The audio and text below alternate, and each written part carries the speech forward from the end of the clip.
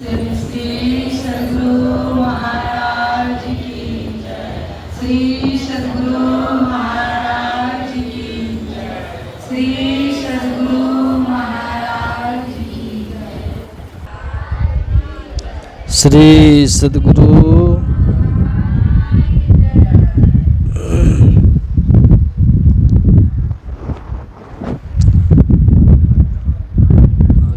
अखंडानंद बोधाय शिष्य संतापहारिणे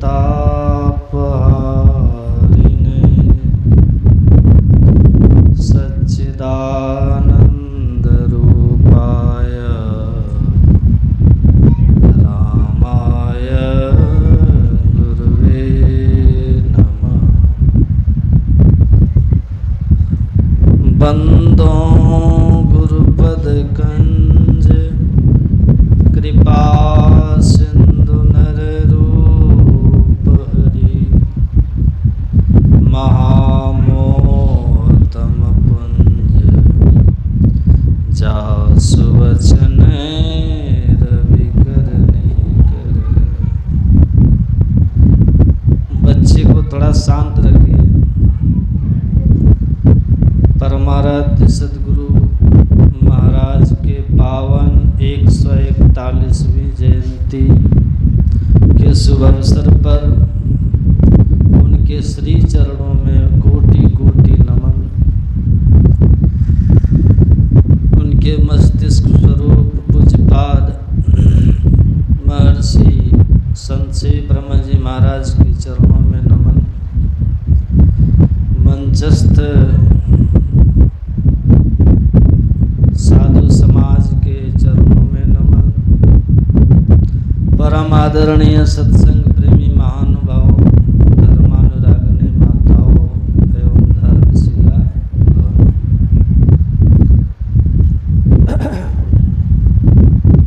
संत कबीर साहब कहते हैं, सब धरती कागज करो, लेखन सब बन रहा है, 7 समुद्र की मसी करो, गुरु गुण लिखा न जाए। संपूर्ण धरती को कागज और सभी वन की लकड़ियों को लेखनी कलम बनाया जाए, सारे समुद्र के जल का स्याही, और तब भी गुरु की महिमा पूरी नहीं होगी। इनसे लिख लिख कर ऐसे संत सद्गुरु की पावन जयंती में हम लोग उनके व्यक्तित्व और कृतित्व पर सुन रहे थे। सज्जनों, परमाराध्य का व्यक्तित्व इतना विराट था,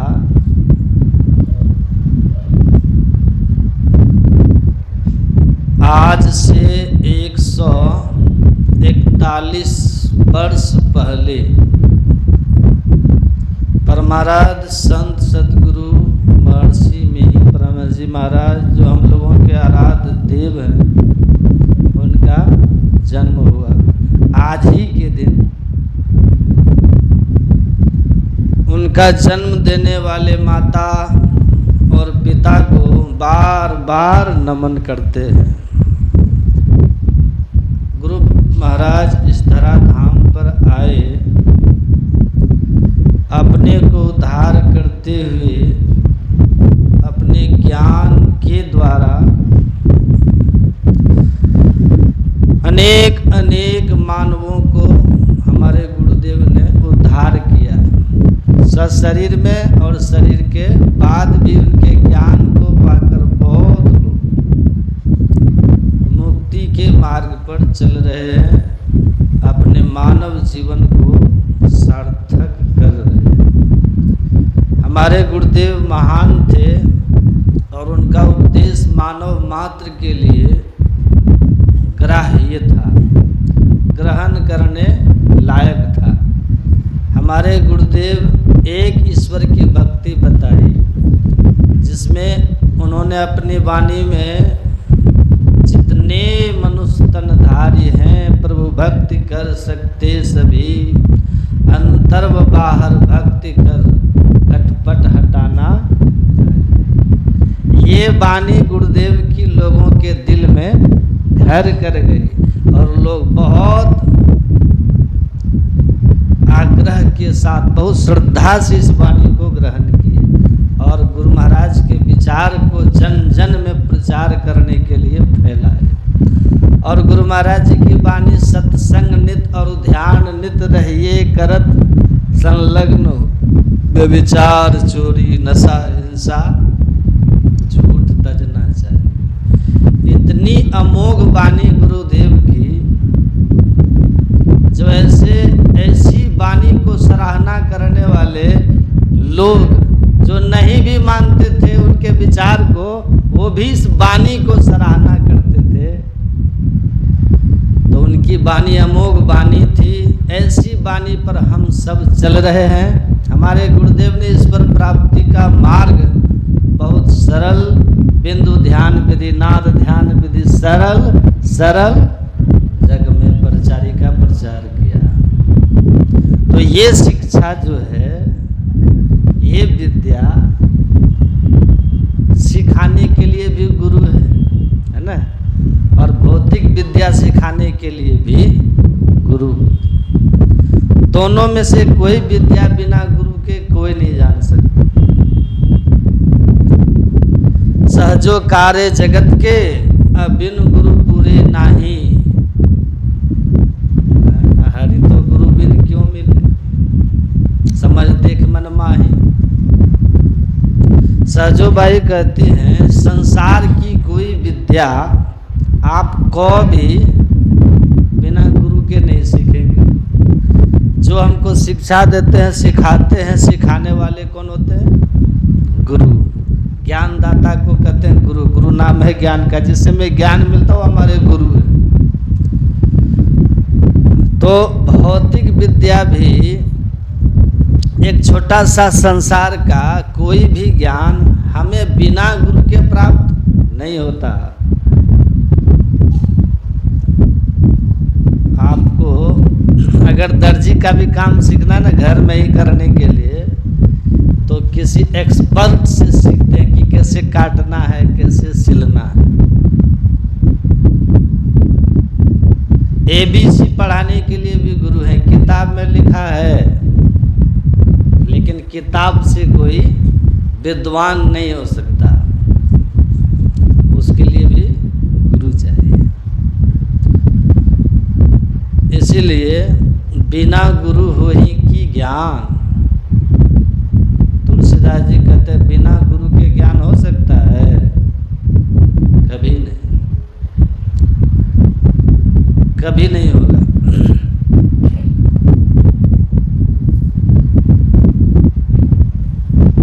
जब संसार की कोई विद्या बिना गुरु के नहीं जान पाते हैं, तो परमात्मा पाने की जो विद्या है, जो ज्ञान है, बिना गुरु के हो जाएगा। एक प्रोफेसर साहब कह रहे थे कि जीव और ईश्वर के बीच किसी एजेंट की कोई ज़रूरत नहीं है। ये गुरु जो है ना, बीच में एजेंट बनता है। एजेंट की क्या जरूरत है? कोई जरूरत नहीं। वो भी तो एजेंट ही है ना। कौन सा न्यूटन है जो सिद्धांत खोज के बता रहा है? वो भी तो किताब में न्यूटन का सिद्धांत पढ़ के ही बताते हैं। तो ग्रंथ में है, पुस्तक में है, लेकिन उस पुस्तक और विद्यार्थी के बीच वो क्या है? कड़ी है। उस ज्ञान को उसको समझा रहे, नहीं तो समझ ही नहीं पाएगा ना। पहले तो किताब पढ़ने लायक ही नहीं हो पाएगा, पढ़ेगा तब ना समझेगा। और बहुत सी बातें किताबों में ऐसी है कि पढ़ना आ जाएगा, लेकिन आप पढ़ के समझ नहीं पाओगे। तभी तो मास्टर बीच में खड़ा किया जाता है कि इस पुस्तक की चीज़ें, सर ऐसा लिखा है, सर नहीं समझ में आ रहा है, पढ़ तो रहा है, समझ में कहाँ आ रहा है। उसको समझाने के लिए भी गुरु चाहिए। हर कदम पर गुरु चाहिए। उसी तरह अध्यात्म है, धर्म है, ईश्वर भक्ति है, यह भी बिना गुरु के आप नहीं जान सकते। ग्रंथ में तो है, अर्थ ही नहीं खोज पाइएगा। क्या अर्थ है? बड़े भारी भारी विद्वान लोग फंस जाते हैं, अर्थ समझ में नहीं आता, क्योंकि उस अर्थ, उस ग्रंथ का जो भाव है उसको केवल विद्वत्ता के बल पे आप नहीं जान सकते। उसको जानने के लिए साधना का भी बल चाहिए, जो अध्यात्म है। रामधारी सिंह दिनकर नाम सुने ना, राष्ट्र कवि, सुनिएगा ध्यान से। भागलपुर विश्वविद्यालय के उस समय कुलपति थे शिवचंद्र सिंह, प्रोफेसर थे। उन्होंने कहा कि हम जाएंगे महर्षि में ही आश्रम कुप्पा घाट, दर्शनार्थ महर्षि में ही परमहंस जी का। तो रामधारी सिंह दिनकर ने कहा कि मैं भी उनका बहुत नाम सुनता पर गया नहीं कभी। अच्छा, आपको कैसा लगा उनसे मिल के? तो उन्होंने कहा पूर्ण महापुरुष हैं। अच्छा, जान ही तीन काल कर ज्ञान, सब कुछ जानते हैं, सर्वज्ञ हैं वो। तो रामधारी सिंह दिनकर ने कहा कि मैं 7 प्रश्न लिख करके रख लेता हूँ, इन 7 प्रश्नों का जवाब अगर वे दे दिए, शास्त्र के प्रश्न थे वो, वेद उपनिषद के प्रश्न थे वे, अगर वे दे देंगे तो मैं मान लूँगा कि महर्षि में ही अनुभव ज्ञानी है, संत हैं, पूर्ण हैं। कहा कि लिख लीजिए और चलिए। उन्हीं के कार में बैठ करके दोनों आदमी गुरु महाराज के दर्शनार्थ कुप्पा घाट आए। आ करके प्रणाम करके बैठे, गुरु महाराज को बताया कि राष्ट्र कवि रामधारी सिंह दिनकर बीसी हैं। तो गुरु महाराज जी ने कहा इन्हें कुर्सी दिया जाए, बैठेंगे। बैठे गुरु महाराज बैठे और बैठ करके एक एक करके बिना उनके पूछे बात ही बात में serial by 1 number 2 number 3 number जैसे वो प्रश्न लिखे थे ना, उस तरह से हमारे गुरुदेव ने रामधारी सिंह दिनकर के 7 प्रश्नों को गुरु महाराज ने एक एक करके बातचीत के क्रम में साफ साफ समझा दिया। जैसे प्रश्न गुरु महाराज बोलते थे, रामधारी सिंह दिनकर अपने पड़ोसी का पैर दबाते थे कि अरे कमाल हो गया, 7 प्रश्न बता दिए। गुरु महाराज की असीम कृपा से हम लोग संत मत सत्संग में बैठे हैं।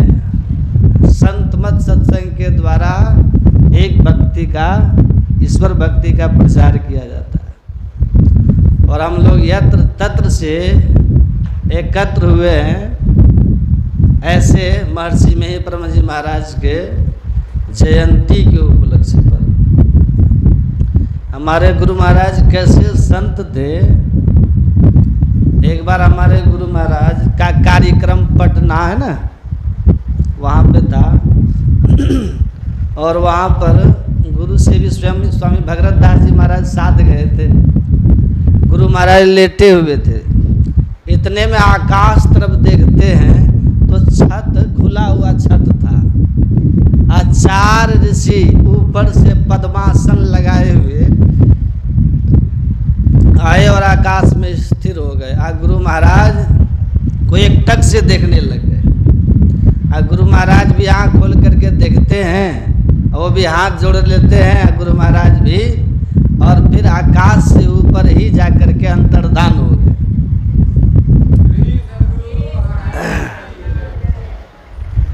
तो पूज्य स्वामी भगरत बाबा, गुरु श्री भगरत बाबा कहते हैं कि हमको लगता है कि सनक सनंदन सनत कुमार ब्रह्मा के जो मानस पुत्र थे वो गुरु महाराज जी के दर्शनार्थ आए थे। ऐसे हम लोग के गुरु महाराज थे। बाराहाट बिजरपुरा हाट से, बाराहाट के पास एक गिरधारी साहब के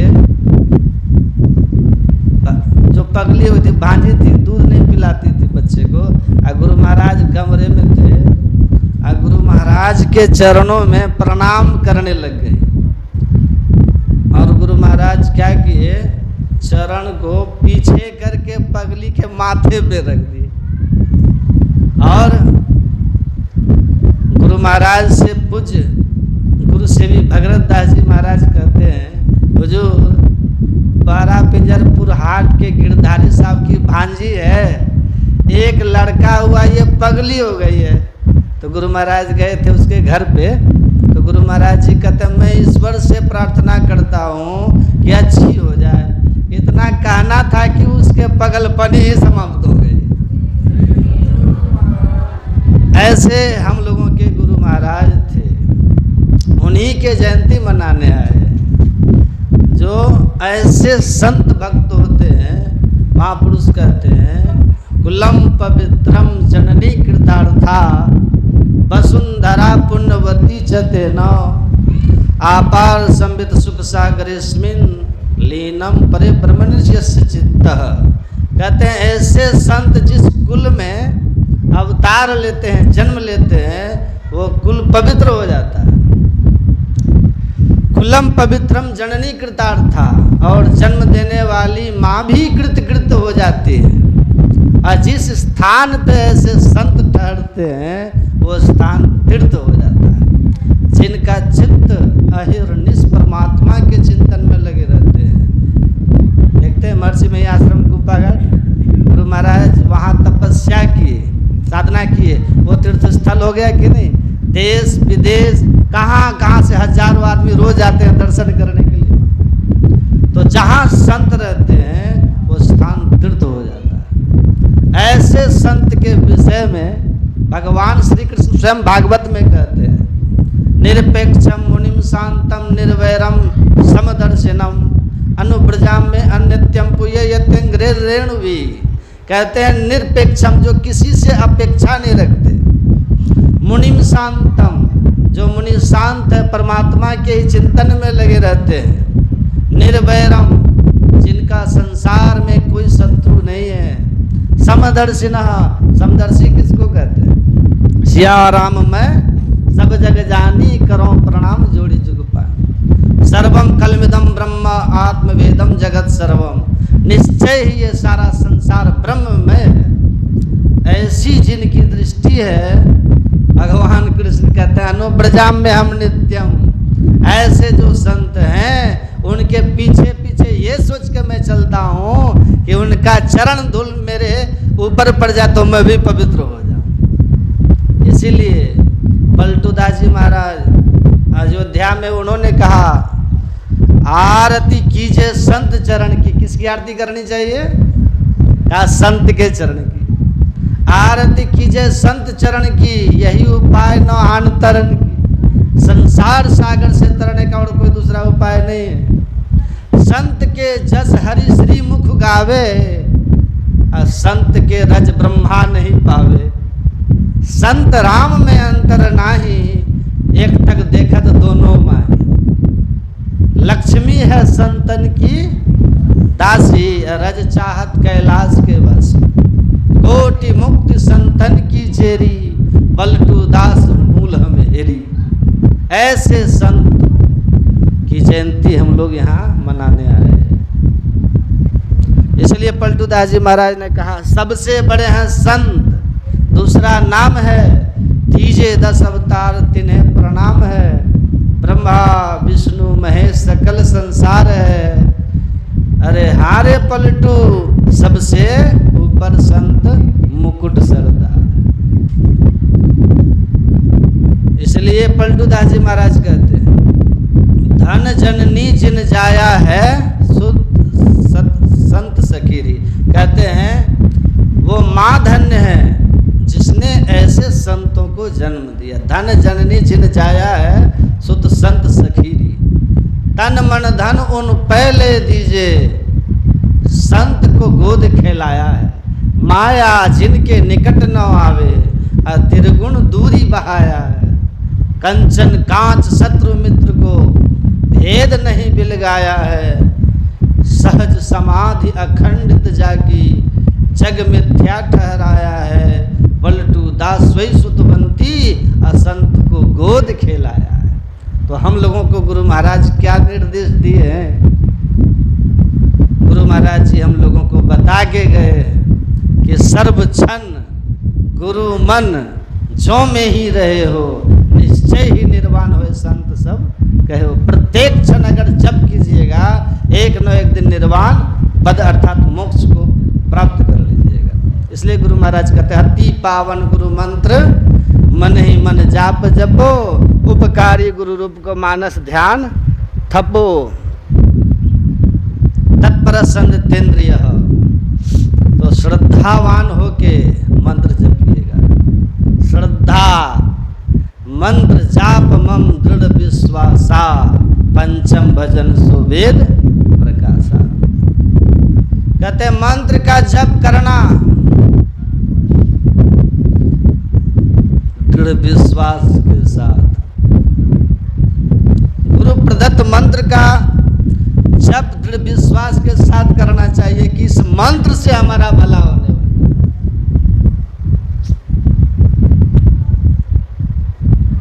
गुरु गुरु कल्प बिटप गुरु गुरु में ही जप, गुरु जाप जपन साचो तब सकल काज सारणम।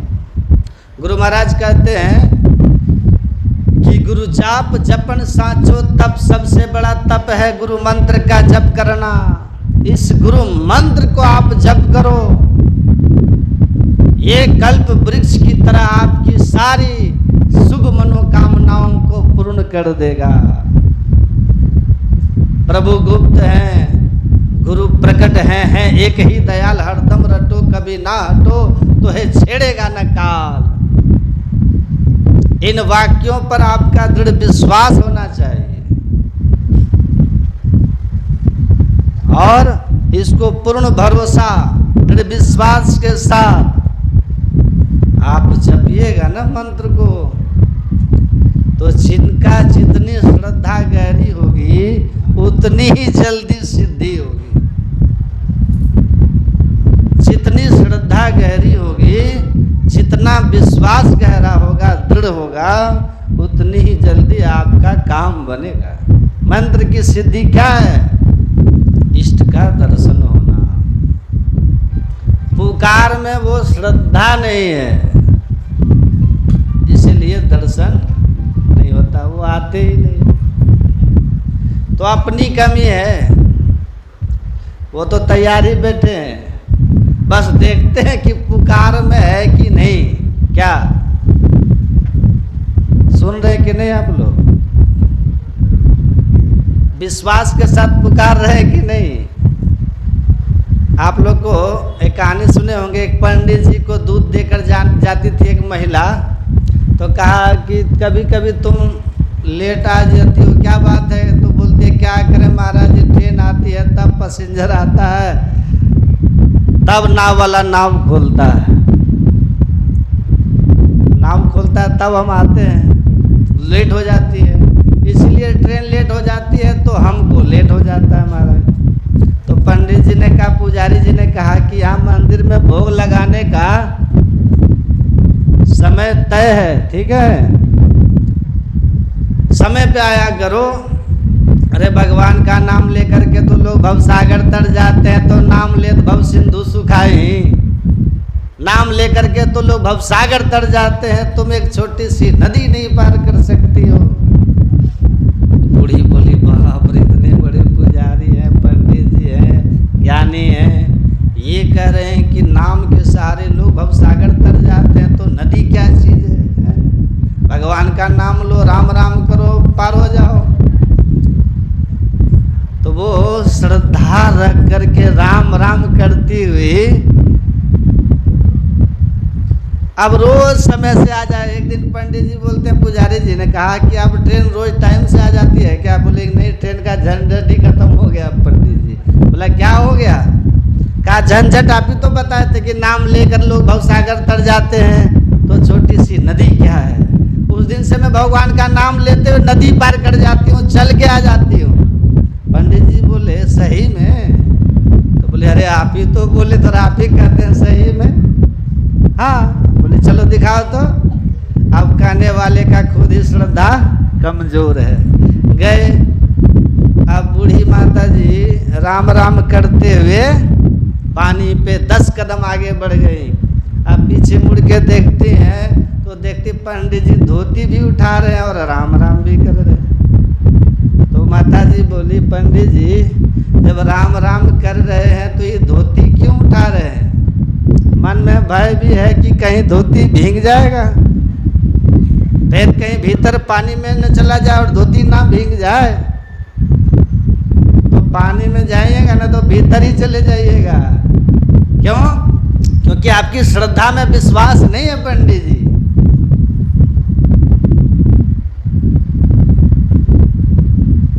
विश्वास नहीं है। एक महात्मा जी यज्ञ किए, बोले कि यज्ञ के बाद वर्षा होगी।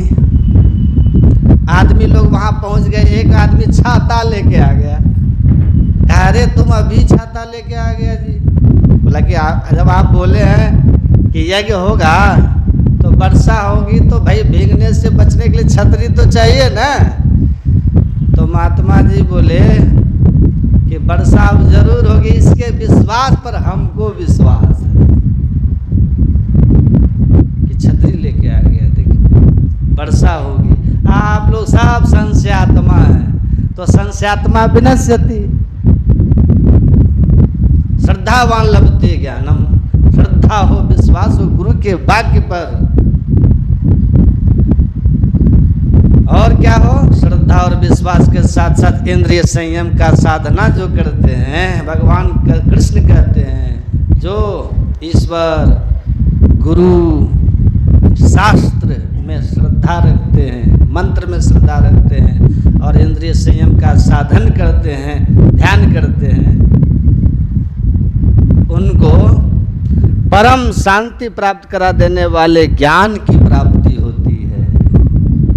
अत्यंत पवित्र गुरु मंत्र का मन ही मन जप करना चाहिए। गुरु महाराज 3 प्रकार के हम लोग को जप बताए हैं। वाचिक जप, उपांशु जप और मानस जप।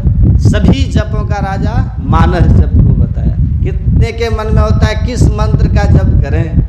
भगवान शंकर कहते हैं संसार में 7 करोड़ महामंत्र हैं। सप्तकोटि महामंत्राचित विभ्रंशकार का एक एवं महामंत्र गुरु रक्तक्षर द्वयम।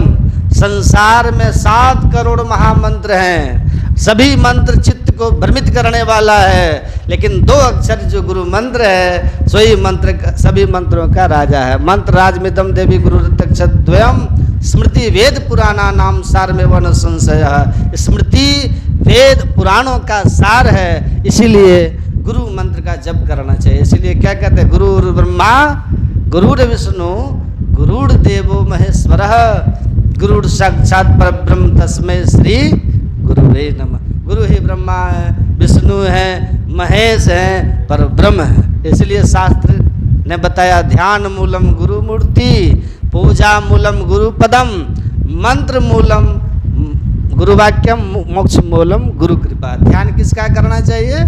कहा गुरु मूर्ति का ध्यान कीजिए। किस मंत्र का जप करना चाहिए? कहा जो गुरु मंत्र बता दे उस मंत्र का जप करना चाहिए। पूजा किन की करनी चाहिए? कहा गुरु के चरण कमल की पूजा कीजिए। और मोक्ष मूलम गुरु कृपा। अगर गुरु कृपा कर दे तो पल में कर दे निहाल भजो साध गुरु।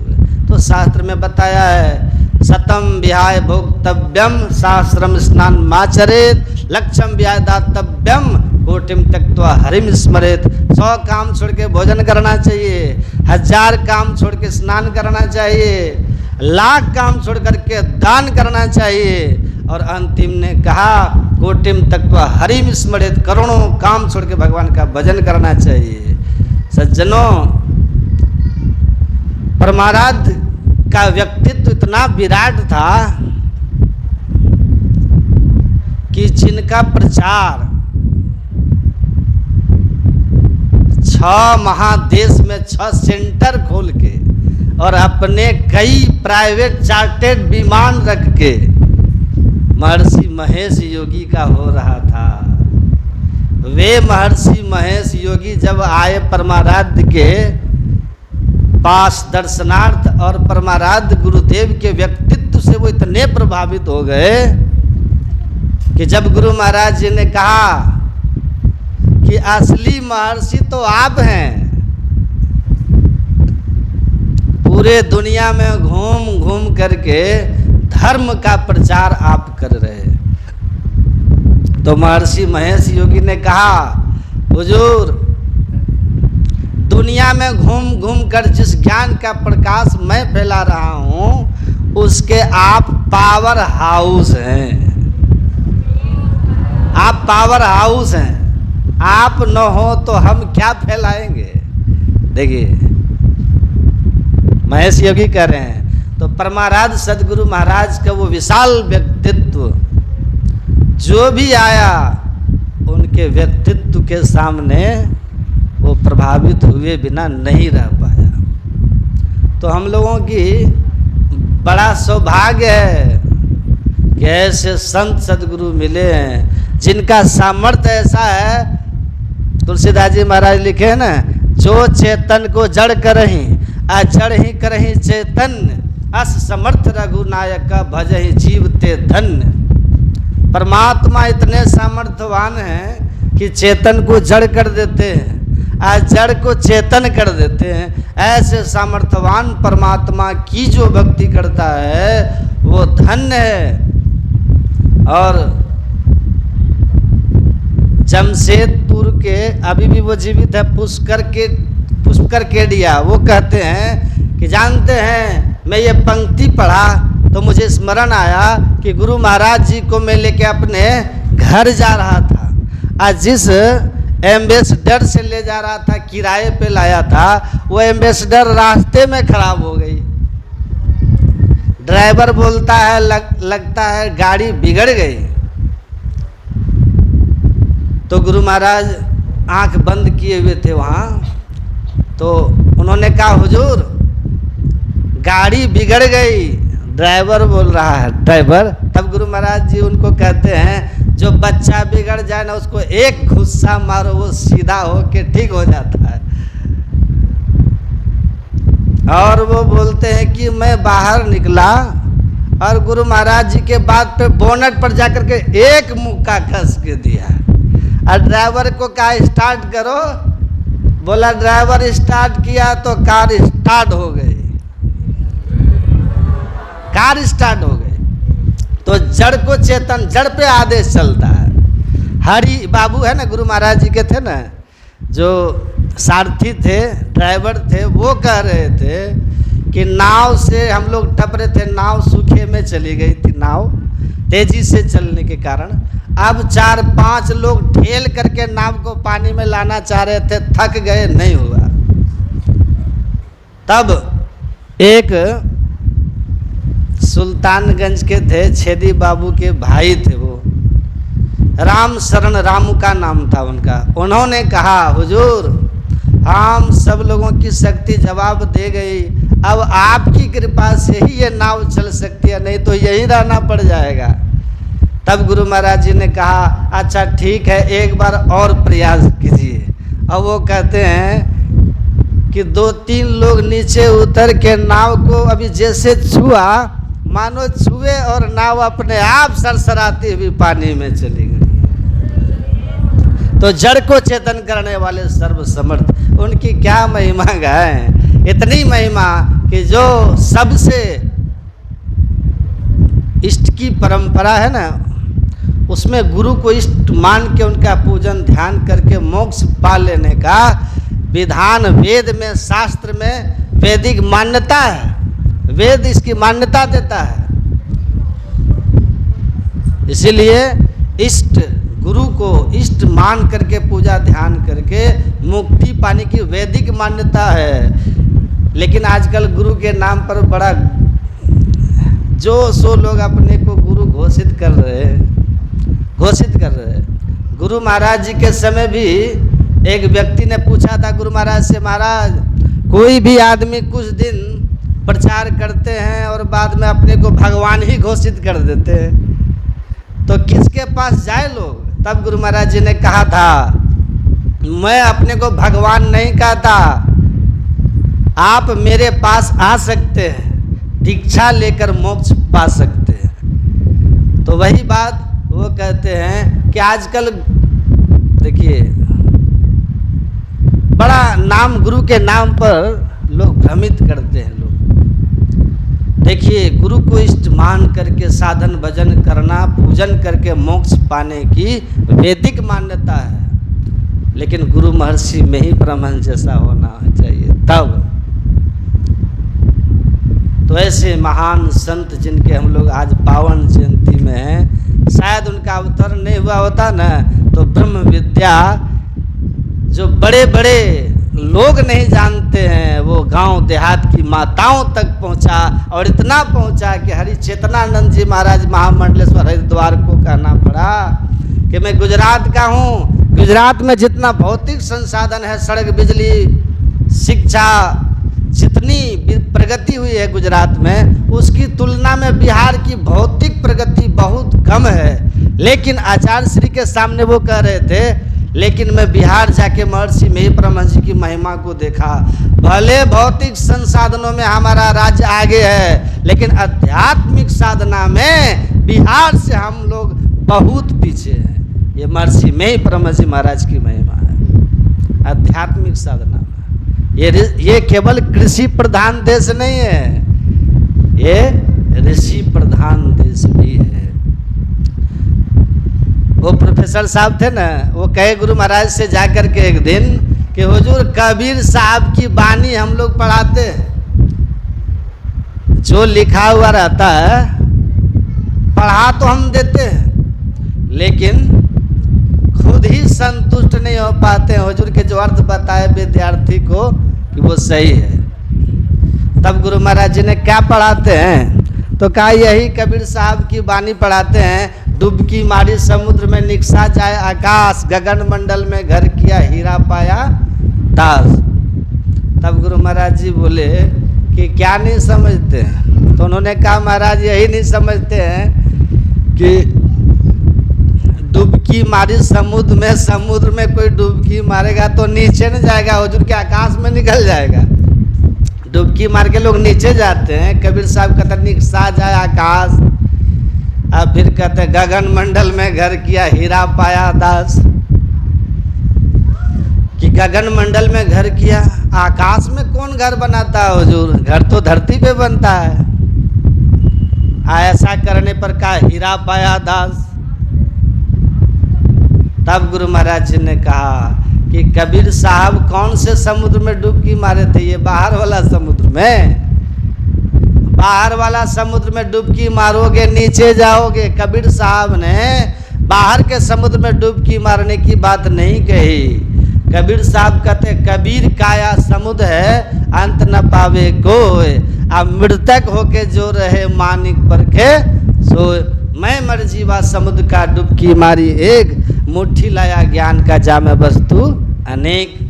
तब गुरु महाराज जी बोले कि शरीर रूपी समुद्र में कबीर ने डुबकी मारा। ये डुबकी मारने की युक्ति गुरु से सीखनी पड़ती है। और जब शरीर रूपी समुद्र में डुबकी मारोगे तो डुबकी मारने के लिए बहिर्मुख से अंतर्मुखी होना। श्री गुरु पदनक मणि गुनि ज्योति सुमिरत दिव्य दृष्टि ये होती।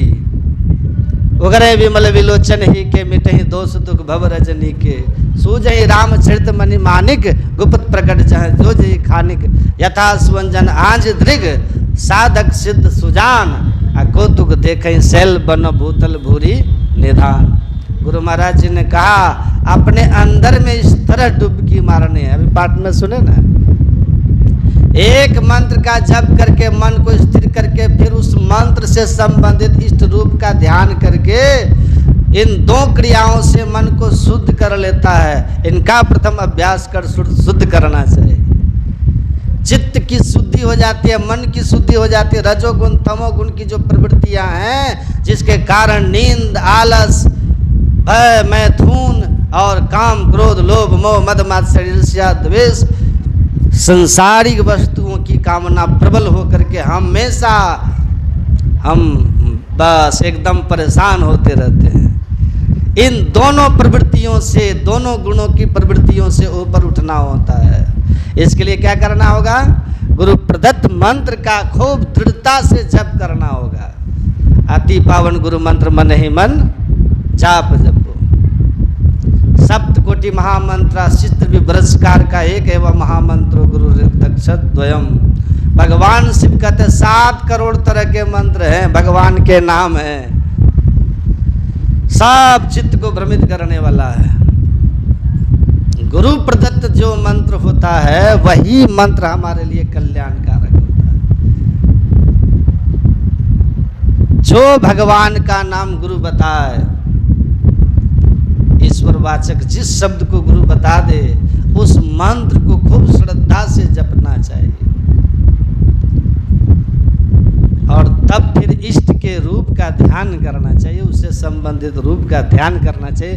गुरु जिस रूप को बता दे उस रूप का ध्यान करना चाहिए। और इन 2 काम को करने से फिर क्या होता है कि आपके मन के अंदर में, जो आपके चित्त में भी जन्म जन्मांतर के संस्कार हैं, राजसी तामसी, ये दोनों संस्कार शांत हो जाते हैं, नष्ट नहीं होते, शांत होते हैं।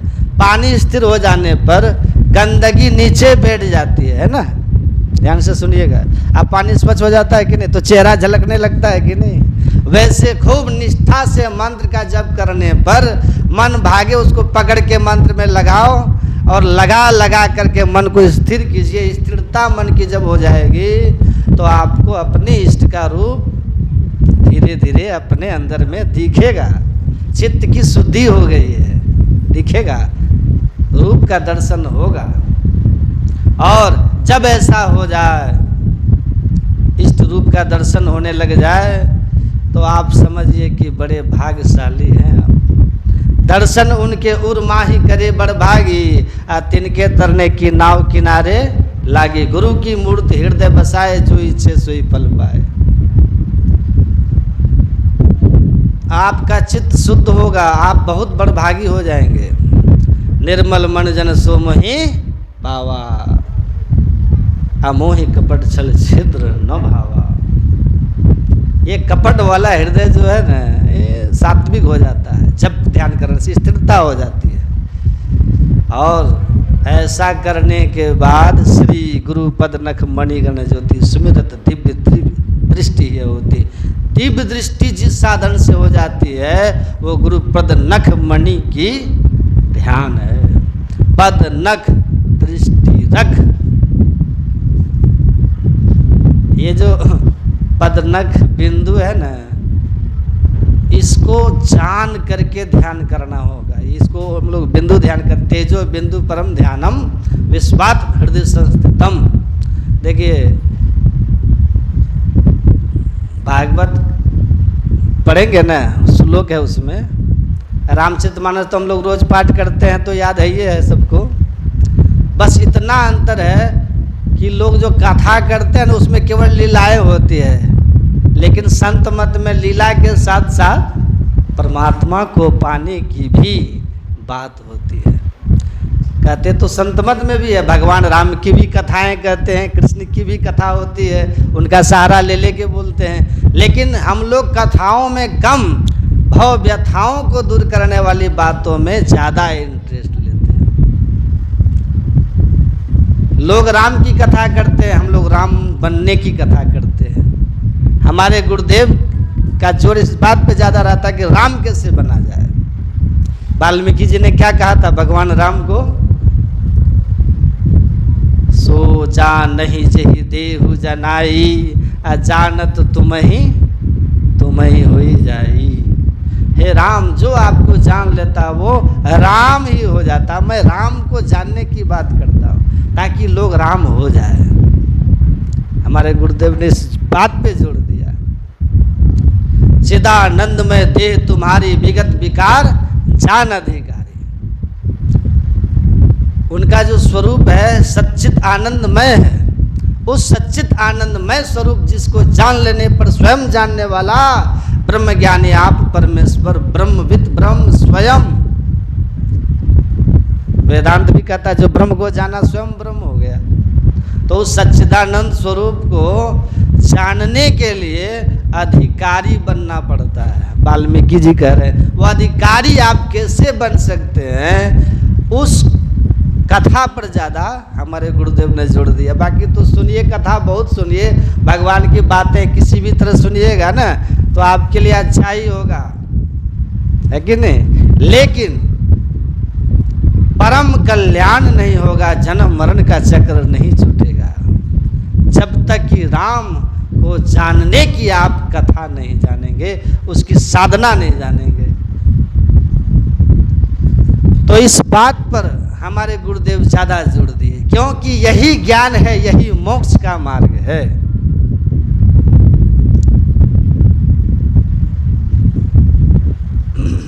तो किस तरह से हम दिव्य दृष्टि को प्राप्त कर सकते हैं। गोस्वामी तुलसीदास जी कहते श्री गुरु पद नख मणिगण ज्योति। गुरु महाराज जी के नख में, पद नख में मणियों की ज्योति है, उनके स्मरण करने से दिव्य दृष्टि हो जाती है। तो गुरु महाराज जी का पद देखने जाइएगा ना तो आपको उनका भी नाखून ऐसा ही दिखेगा जैसा आपका नाखून है। यही संकेत है संतों का। आप यहाँ चरण ढूंढोगे मिलेगा ही नहीं, यहाँ ढूंढिएगा मिलेगा ही नहीं। इस नख पे दृष्टि टिकाइएगा ना, प्रकाश होगा ही नहीं। महापुरुष लोग यही समझाते हैं कि वो पदनख है क्या, पदनख बिंदु लख एक टक दृष्टि रख।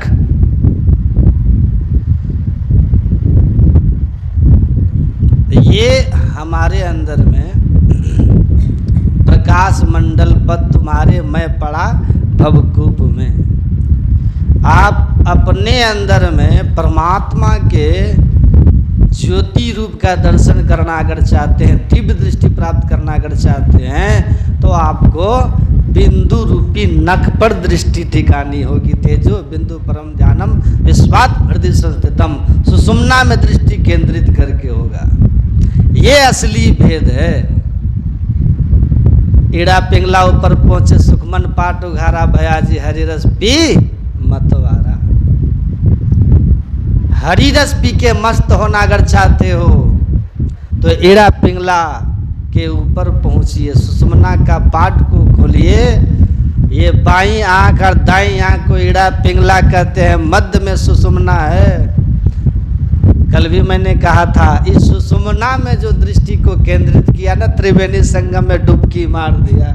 ओम सीता सीते सरिते यत्र संगमो तत्राप उल्ताश्च जीवमुत्पतन्ति ये वे तनवम विसृजन्ति धीरास्ते जना स्वमृतत्वम भजन्ते। ऋग्वेद का ये सूक्त है, प्रथम मंत्र है कि शीत अशीत नदियों का जहाँ पे संगम है, धीर पुरुष वहीं पर डुबकी लगाता है और उसमें डुबकी लगाने के बाद अमृतत्व को प्राप्त करता है। अमृत आप लोग सुनते हैं ना, मिला है तक धरती पर किसी को? अमृत निका कहे सब कोई, आप पिए बिना अमर नहीं कोई। पर मिला किनको? सब अमृत बातन की बात, अमृत है संतन के पास। दरिया अमृत नाम अनंत, जही पी पी अमर भय संत।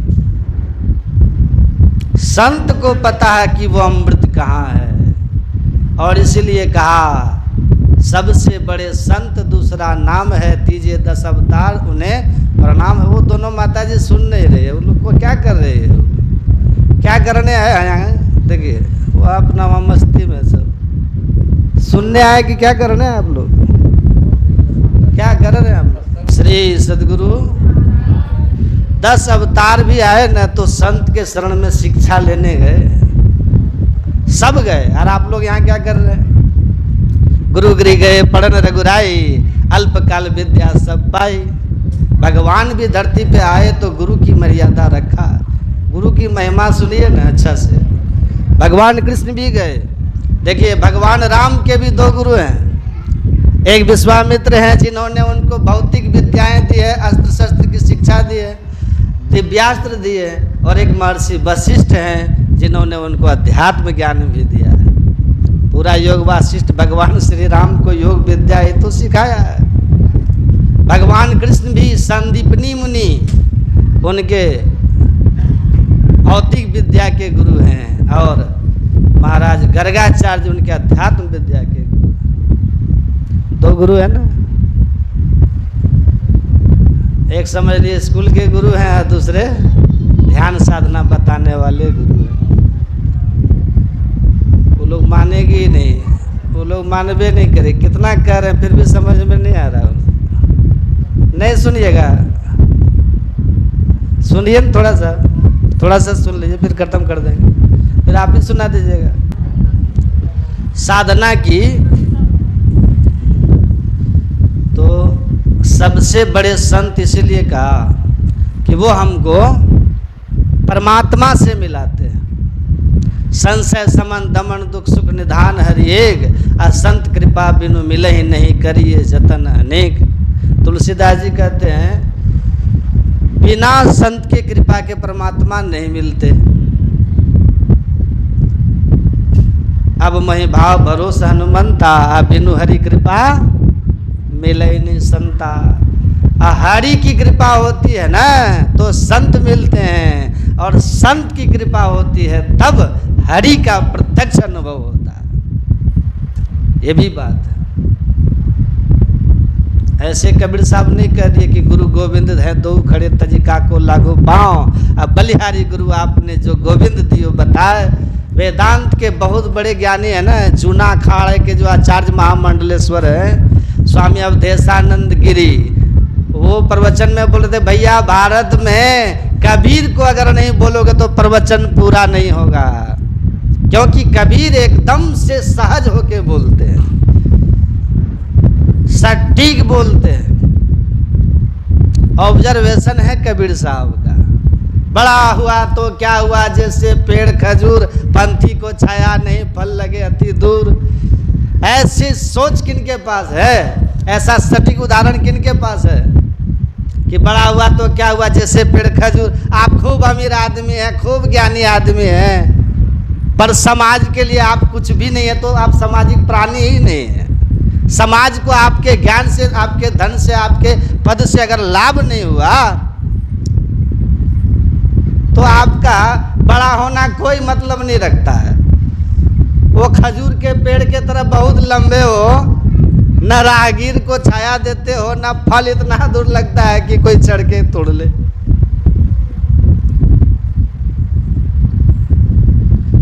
तो संत की कृपा के बिना नहीं मिलता है, इसीलिए बड़ी महिमा है संत सदगुरु की। बिना गुरु के आप ये जान ही नहीं पाएगा कहाँ दृष्टि टिकानी है।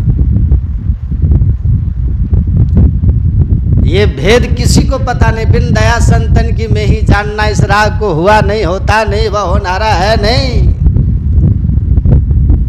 गुरु कृपा होए भाई होए दुख नाश हो। जगत गुरु शंकराचार्य के एक शिष्य थे जिनका नाम सनंदन था।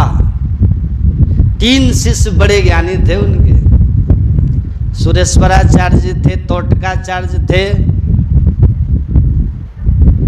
और मंडन मिश्र जिनको कहते थे उनका नाम सुरेश्वराचार्य पड़ा था।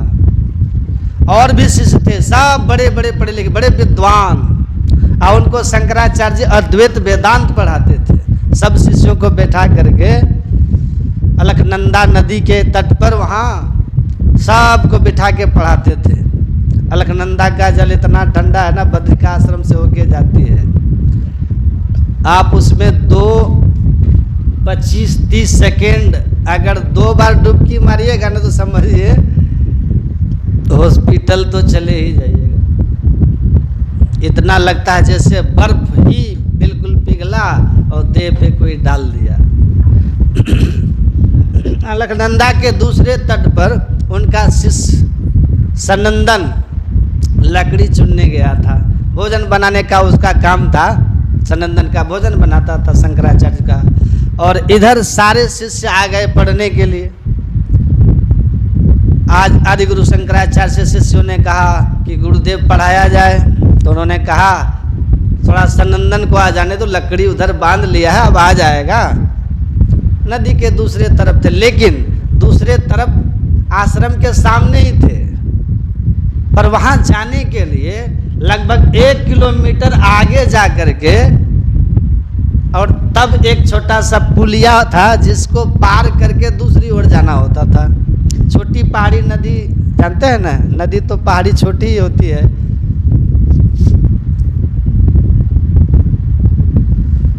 सनंदन को कहा जाने दो, तब मैं पढ़ाऊंगा। ये सारे शिष्य कहने लगे एकदम अनपढ़ है गुरुजी, कुछ नहीं जानता है वो, उसको संस्कृत भी ठीक से समझ में नहीं आती है, आप उसका किस लिए इंतजार कर रहे हो। देखिए ध्यान से सुनिएगा, शंकराचार्य जी ने जोर से चिल्लाया सनंदन, और उसको लगा सनंदन को गुरुजी को कोई जरूरी काम पड़ गया है, इसलिए इस तरह कभी नहीं चिल्ला के बुलाए, आज जोर से चिल्ला रहे हैं। और गुरु भक्ति और गुरु की सेवा का उसके अंदर जो प्रेम विवलता थी ना उसके अंदर, और समर्पण था, उसको ख्याल ही नहीं रहा कि वहाँ सामने नदी है और अथाह नदी है। अगर कूदे तो वहाँ पाट छोटी वहाँ नहीं है, जंप करके नहीं जा सकता कोई, चौड़ी पाट थी, उनको याद ही नहीं रहा कि इसी में रह जाएंगे। गुरु महाराज के उस पुकार पर सनंदन कूद गया, नदी में कूद गया कि जल्दी पहुंचना है, पहुंच जाएंगे, ध्यान ही नहीं रहा कि नदी है वहां, कूद गया नदी में और दौड़ गया नदी में। और जब नदी में कूदा तो जहां जहां पैर रखा वहां वहां मजबूत कमल का फूल प्रकट हो गया, और उस पर एकदम धरती पर चलने जैसा चलता हुआ दौड़ता हुआ नदी के उस पार करके इस तरफ आ गया। आकर के शंकराचार्य जी के सामने सारे शिष्य आश्चर्यचकित हो गए कि बाप रे, आश्चर्यचकित हो गए गुरु की लीला को देखकर, सनंदन की गुरु भक्ति को देखकर। शंकराचार्य जी महाराज ने उसको गले से लगा लिया और उसके पैर के नीचे जो कमल का फूल आया था ना, तो उसका नाम ही पड़ गया पाद पद्माचार्य। और वो इतना ज्ञानी हो गया, शंकराचार्य जी उसको गले से लगाए और उससे पूछा कस्तम, कौन है तू? कहा ना हम मनुष्यो न देव यक्षो न ब्राह्मण क्षत्रि न वैश्य शूद्रो ब्रह्मचारी न गृही वनस्तो न भिक्षुर न चाहम निज बोध रूप निज बोध रूप निज बोध रूप। मैं न ब्राह्मण हूँ, न क्षत्रिय हूँ, न वैश्य हूँ, न शूद्र हूँ, न मनुष्य हूँ, न गंधर्व हूँ, न यक्ष हूँ, न देवता हूँ, न ब्रह्मचारी हूँ, न गृहस्थ हूँ, न वानप्रस्थी हूँ, न सन्यासी हूँ। मैं शुद्ध बुद्ध आत्मा हूँ, शुद्ध बुद्ध आत्मा हूँ, शुद्ध बुद्ध आत्मा हूँ, मैं ईश्वर हूँ, हम ब्रह्मास्मि। ऐसा ज्ञान उसके अंदर से निकलना शुरू हो गया। जो एक अक्षर संस्कृत नहीं जानता था, वो आत्मज्ञान की बात पूरा संस्कृत में बोलना शुरू कर दिया। ये महिमा है गुरु कृपा की। गुरु अर्जुन देव भोजन बनाते थे, कुछ नहीं जानते थे, उनका काम था भोजन बनाना, बर्तन को धोना। जो गुरु महाराज के बगल में बैठ के लोग प्रवचन सुनते थे ना, सुनते थे कि नहीं? तो कहा अर्जुन देव से कि तुमको तो जीवन में क्या मिलेगा जी, तुम तो बैठ करके दिन भर बर्तन रगड़ते रहते हो। कहा मैं गुरु महाराज जी का भोजन बनाता हूँ, उनके बर्तन में भोजन बनाते समय जो कालिक लगता है उसको मैं रगड़ रगड़ के धोता हूँ। मुझे विश्वास है कि मैं बर्तन की कालिक, गुरु महाराज के बर्तन का गंदगी साफ करता हूँ, गुरु महाराज मेरे हृदय की गंदगी साफ करते हैं। और गुरु अर्जुन देव 5वें गुरु के रूप में गद्दी पर बैठे और बड़े बड़े विद्वान लोग हवा में उड़ गए। तो ये जो गुरु की महिमा है ना, ऐसे तुलसीदास नहीं कहते। बंदो गुरुपद कंज कृपा सिंधु नर रूप हरि महामोह तम पुंज चासु वचन रवि करणी कर।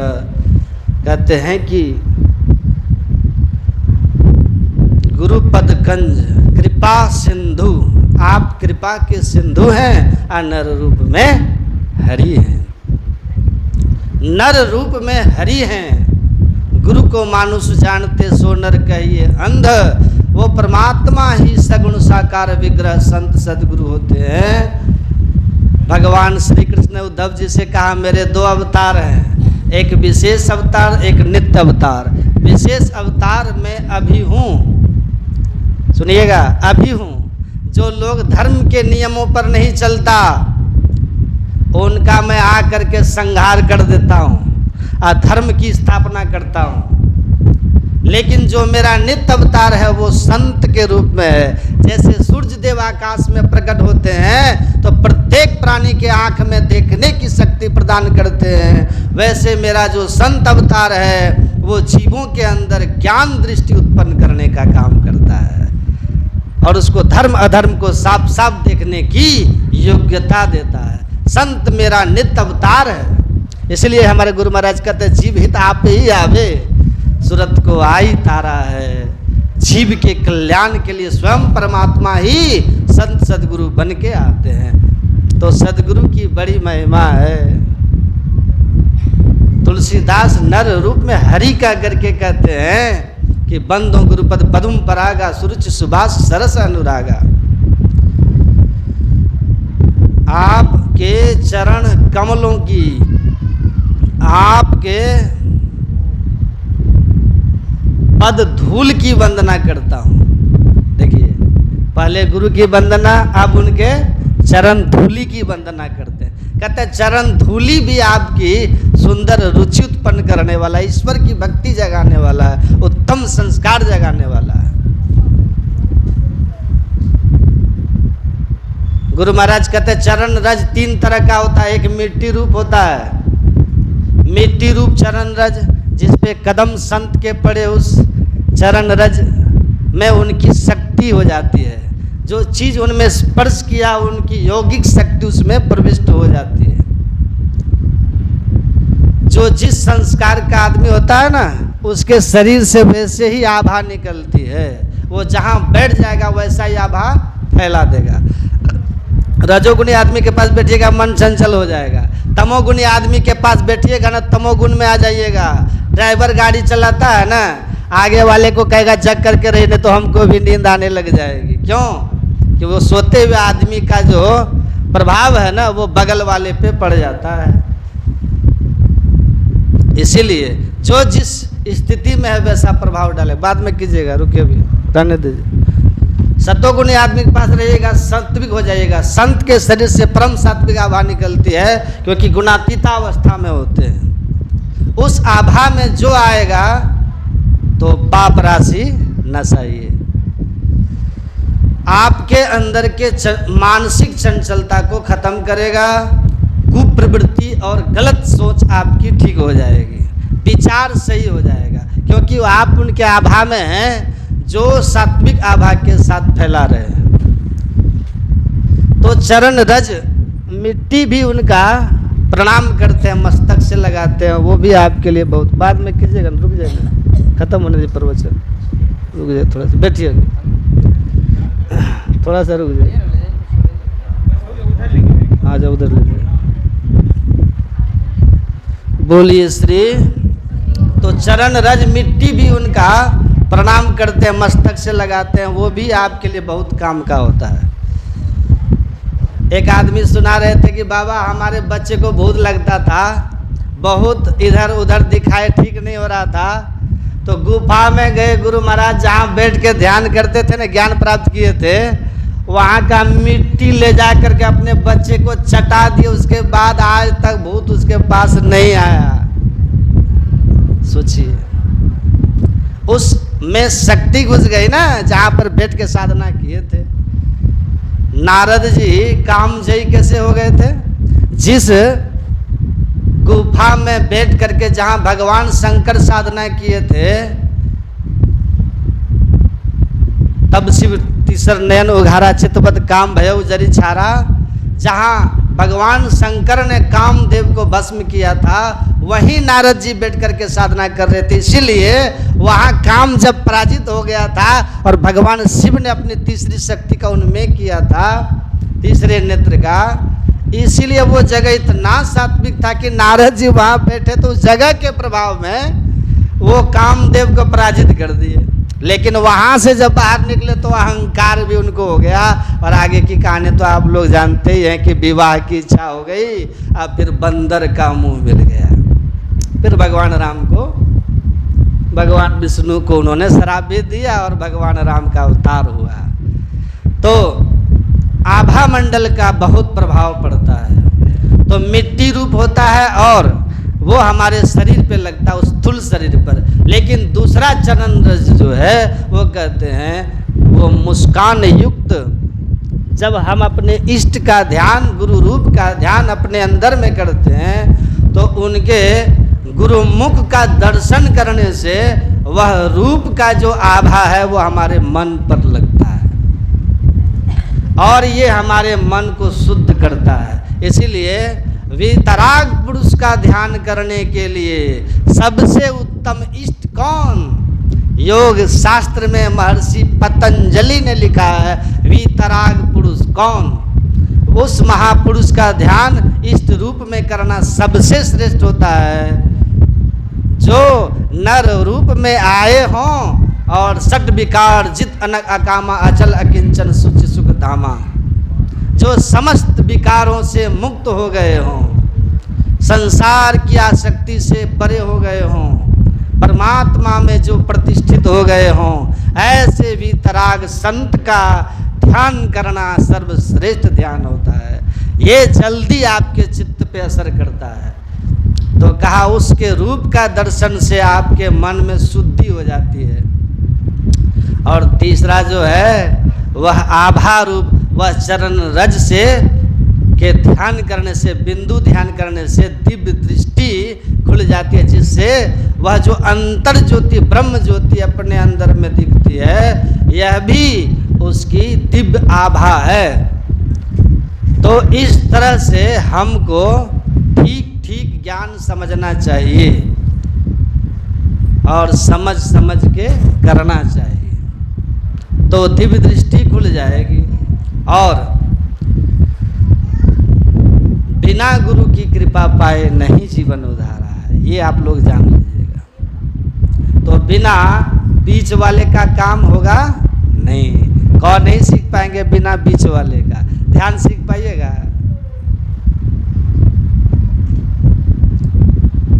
इसीलिए बिना गुरु के कहाँ ध्यान लगाना है, सुषुम्ना कहाँ है, बहुत लोग भ्रमित रहते हैं, बहुत लोग भ्रमित रहते हैं। किताब पढ़ पढ़ के कहीं मिलेंगे, महाराज जी यहाँ ध्यान लगाते हैं, महाराज जी यहाँ ध्यान लगाते हैं। अरे तुम किताब पढ़ के ही जान जाओगे तो प्रोफेसर टीचर की बहाली क्यों हो रही है? किताब में तो लिखा हुआ है ये सब, अपने से जान जाओगे क्या? अपने से नहीं जान पाओगे, गुरु चाहिए समझाने के लिए भी। अध्यात्म में भी गुरु चाहिए और संसार में भी गुरु चाहिए। आध्यात्मिक गुरु कैसा होना चाहिए? गांधी जी ने लिखा भौतिक विद्या सिखाने वाला स्कूल का गुरु जो होता है, कॉलेज का, ये अगर केवल ज्ञान है अपने विषय का उनको, तो आपको पढ़ा के आपको विद्वान बना देगा भौतिक विद्या वाला गुरु, क्योंकि उसमें केवल बुद्धि का काम होता है। लेकिन अध्यात्म का जो गुरु है, अगर आपका सदाचारी नहीं है, आचरणवान नहीं है, तो फिर आपको कुछ भी नहीं दे सकता, क्योंकि अध्यात्म पुस्तकीय ज्ञान नहीं है, अध्यात्म अनुभव होता है जो गुरु शिष्य के अंदर दीक्षा में ट्रांसफॉर्म करता है, भेजता है, ट्रांसफर करता है। इसीलिए आचरणवान होना चाहिए आपका गुरु। गुरु महाराज जी भी कहते हैं जिस गुरु में आचरण नहीं है, सदाचार जिनमें नहीं, वो गुरु नहीं, गरु है, गाय भैंस है वो। तो कैसा गुरु होना चाहिए? कहा समित पाणि ही श्रोत्रिय ब्रह्मनिष्ठ।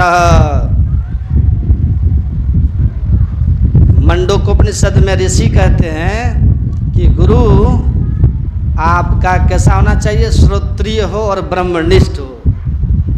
मतलब शास्त्र की बातों को ठीक ठीक समझा देने वाला हो। जैसे हमारे गुरु महाराज समझाए थे ना प्रोफेसर साहब को कि शरीर रूपी समुद्र में डुबकी मारोगे, मंत्र जब इष्ट रूप के ध्यान के बाद जब श्री गुरुपद नख मणिगण ज्योति सुमना का बिंदु का ध्यान करोगे, ज्योति का ध्यान करोगे, तो युगल दृष्टि की धारें जब आपस में केंद्रित होकर के एकदम सुषुम्ना में प्रवेश करेगी, तो नीचे आने के जगह आप ऊपर उड़ जाओगे, समुद्र रूप शरीर रूपी समुद्र में, आकाश मतलब ऊपर की ओर उड़ जाओगे, अंतर आकाश में उड़ जाओगे। ये है निकसा जाए आकाश। कुछ देर वहाँ पर टिका रह जाओगे, अंदर जाकर के उस ब्रह्मांड में टिके रहना। घर किया मतलब वहाँ जाकर के स्थिर रहना, उस अवस्था में जाकर के डटे रहना, स्थिर रहना। तो फिर क्या होगा कि हीरा पाया दास, परमात्मा रूपी हीरे की प्राप्ति हो जाएगी। तो गुरु महाराज उनको समझा दिए कि ये मतलब है। तो संतों की वाणियों, शास्त्रों की वाणियों को, ज्ञान को ठीक ठीक समझाने की उनमें शक्ति हो और ब्रह्मनिष्ठा हो, है ना। बुद्धि इतनी परिमार्जित अवस्था में हो, तो जिसके जीवन में सत्संग और ध्यान होगा ना, अध्यात्म की पूंजी अर्जित किया होगा ना, वह मरते समय पछताएगा नहीं। क्यों कि दिन दिन बढ़त सवाई रामधन कबू न लागे काई। पर लोग ले जाने वाली पूंजी आपके पास है परमात्मा की भक्ति की, ध्यान साधना की, परोपकार की, सेवा की, वह पछताएगा नहीं। बाकी सबको पछताना पड़ता है, चाहे कितनों बड़े राजा हो जाओ, महाराजा हो जाओ, वैज्ञानिक हो जाओ, क्योंकि उनकी उपलब्धियां सब यही छूट जाते, साथ चीर हो जाता है। तो पश्चाताप केवल वही नहीं करता जिसके पास ये अध्यात्म की पूंजी है, पराविद्या है। इसलिए ऋषि कहते थे अपरा और परा दो तरह की विद्या है, दोनों जिसके जीवन में है उसका जीवन सुखमय हो जाता है, आनंदमय होता है, उसका लोक अपर लोक दोनों जय जयकार होता है। तो आप लोग को भी पछताना ना पड़े। संत लोग यही समझाए कि आप सब कुछ बनिए लेकिन परमात्मा को भूलिएगा नहीं। परमात्मा का भजन ध्यान करिए, सत्संग कीजिए, और इसके लिए गुरु महाराज जी के शरण में आकर सदयुक्ति लीजिए। कोई भी काम बिना गुरु के नहीं होता। गुरु कोई पैसा नहीं मांगते आपसे, हैं? स्कूल वाला गुरु तो ट्यूशन फीस भी मांगता है, या अध्यात्म वाला गुरु पैसा भी नहीं मांगते आपसे, कहते हैं सीख लो, क्योंकि उनका जन्म ही इसलिए हुआ है। संत सहहि दुख पर हित लागी, संत बिटप सड़ता गिरधरणी पर हित हेतु सबन के करनी।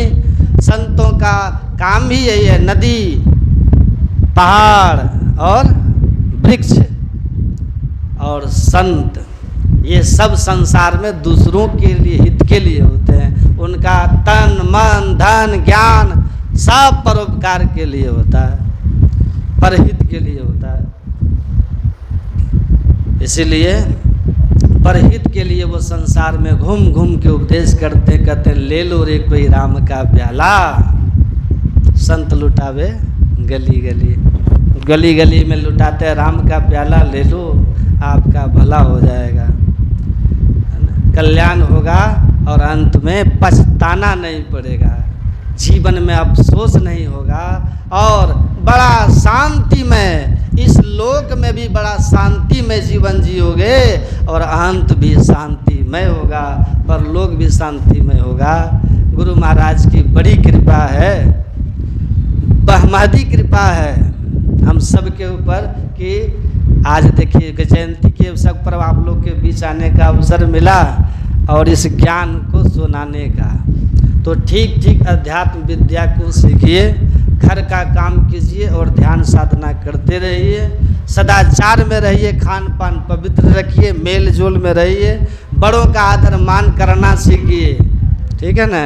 बड़े सौभाग्यशाली वो लोग होते हैं जिस घर में बूढ़े बुजुर्ग होते हैं, फ्री में अपने 50 साल 60 साल 70 साल का अनुभव बांटते हैं। उन अनुभवों का लाभ लीजिए, उनकी सेवा करके अपना सौभाग्य संवारिए, है ना। ध्यान सत्संग नियम से करते रहिए, इसकी दीक्षा शिक्षा लीजिए। तो संसार में भी बड़ा शांति से जीवन जिएंगे। और मृत्यु काल तो सबको होना है, वो भी सुखमय हो जाएगा, शांति में हो जाएगा, आप परलोक भी आपका उत्तम हो जाएगा, श्रेष्ठ हो जाएगा। और अंततः गुरु की कृपा से ईश्वर भी मिल जाएंगे, मुक्ति भी मिल जाएगी, जीवन धन हो जाएगा। आध्यात्मिक साधना तो ऐसे संत की महिमा, ऐसे सदगुरु की महिमा को क्या हम कहें। श्री चरणों में मैं नमन करता हूँ, वाणी को विराम देता हूँ। बोलिए प्रेम से श्री सदगुरु। श्री सद्गुरु महाराज की जय। श्री सद्गुरु महाराज की जय। श्री सद्गुरु महाराज की जय। बाबा आजू के दिन मासुदीन गेला, बाबा आजू के दिन मासुदीन लागेला। सतगुरु देलन दर्शन हमरा भाग जागेला। सतगुरु देलन दर्शन हमरा भाग जागेला। बाबा